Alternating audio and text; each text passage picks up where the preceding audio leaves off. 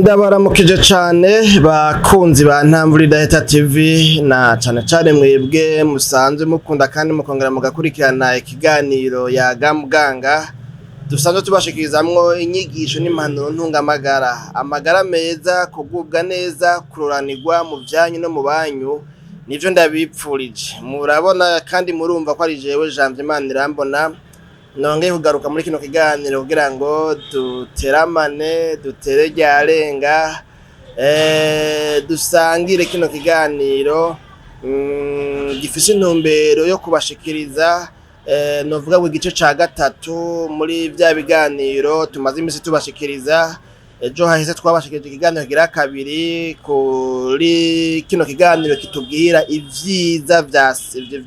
vy'indimu canke citron icamwa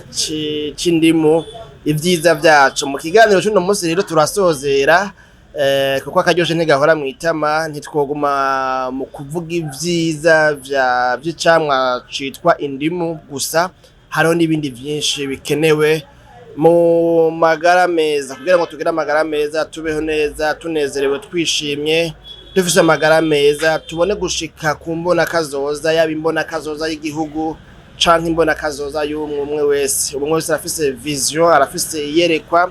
arafise iyo ariko araja none rero mu gice c'uno munsi tubaganiriza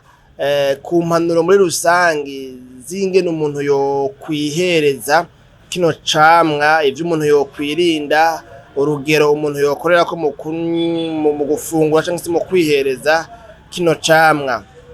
aha naho twaca tubabwira yuko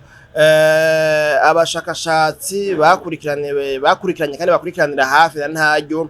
ibijanye n'imfungurwa zibere canke se n'ingaburo ibereye mu nyemerere mvuge gutyo bemeza yuko burya ku munsi ngo umuntu akwiye kurya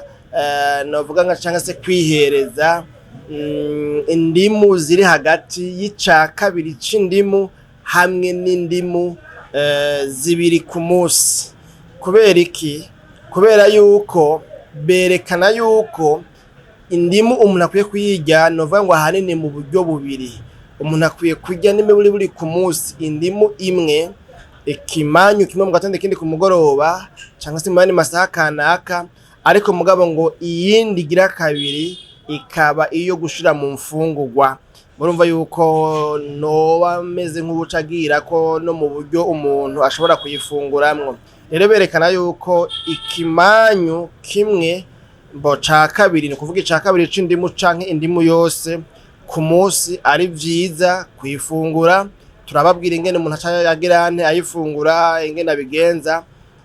hanyuma ngo iyigira kabiri no kuvuga kubera ko muzi turaza kwerekana yuko indimu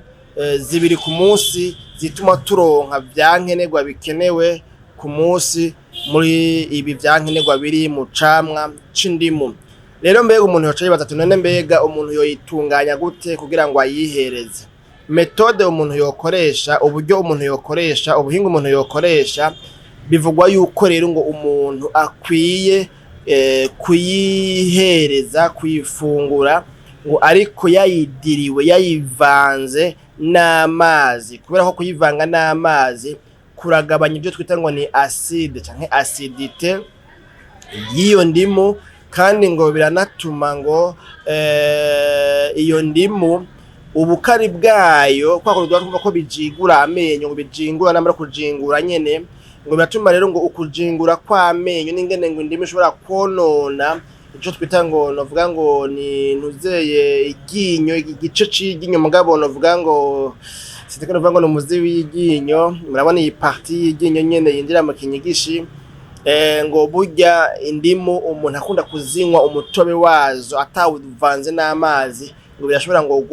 guhungabanya cyangwa se gutuma novuga ngo amenyo novuga ngo abora ibintu nyene nk'ivyo hanyuma kandi ikindi naco gituma umuntu akwiye kuyifungura yashize mu mazi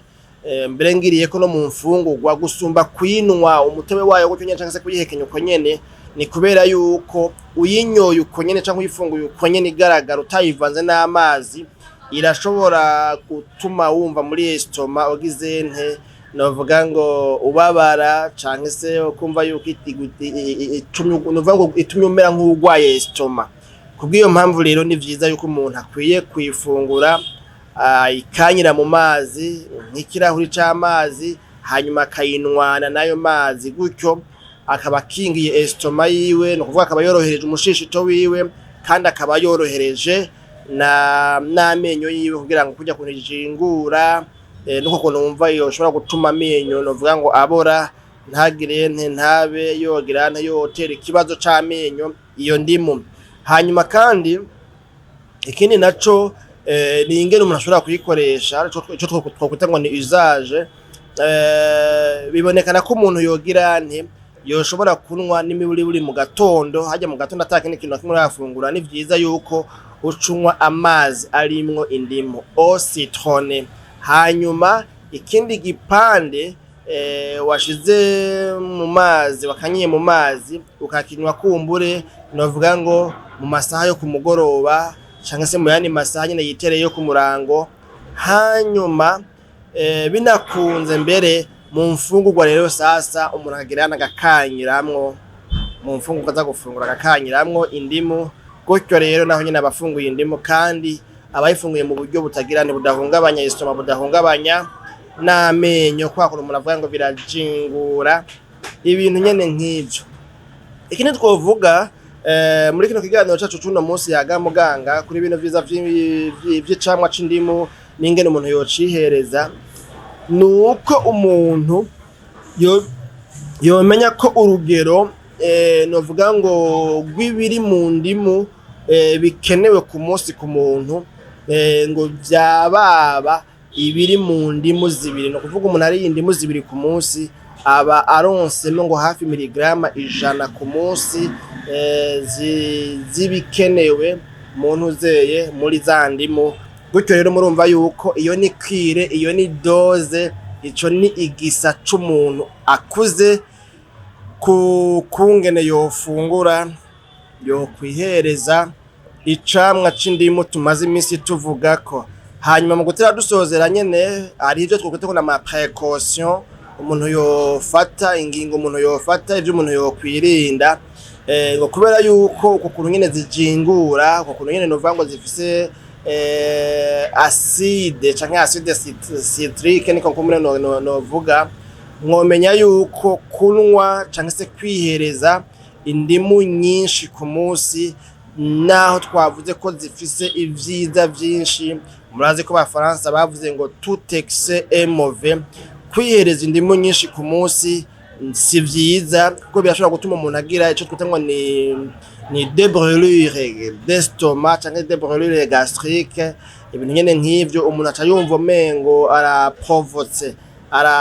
yikwegeye ubushe bwo mu mushishito, akumva ko nyene ababara mu mushishito. Kandi kurya indimu nyinshi ku munsi nazo nyene zashobora gukwega ikirungurira, uko ico kirungurira naco nyene kiba mu bimenyetso vy'uko estoma itaguwe neza, itamerewe neza,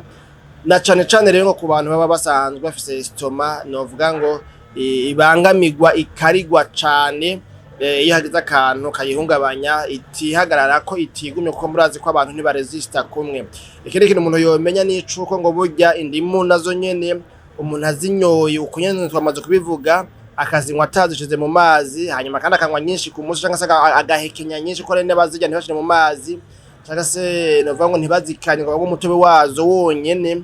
Iyo umuntu yomenya yuko ibiri mu ndimu harimo acide. Iyo acidité rero du citron birashobora gufragiliza, irashobora gutuma amenyo agira atakaza ubushobozi bw'ingene yari asanzwe akora, ugasanga bitumye amenyo yogira yobora, amenyo kuba yojingurwa, yogwara, yogira ikibazo c'amenyo, des problèmes dentaires, mu gihe umuntu yoba aririye nyinshi ku munsi kandi kenshi ka hafi na hafi. Ikindi naco umuntu yovuga ko n'icuko hari abantu usanga bashiramwo isukari kugira ngo agabanye kwa kuntu bayumva umengo birabishe canke se birajingura, ariko mugabo ngo kugira ngo umuntu afungure indimu neza nkuko bitegekanijwe n'abahinga mu bijanye n'ingaburo ibereye, umuntu yo kwirinda gushira isukari mu mazi y'indimu. agomba yihereze. Bakunzi bayaga muganga, ikiganiro cacu cuno munsi nakigarukiye, nizera yuko mwakironsemwo ibitari bike. Jewe Jean Imana irambona rero ndakibashikiriza rero, ni hano ngoma ndabasezerere na Gahwane, tuzosubira mu kiganiro yaga muganga c'ubutaha.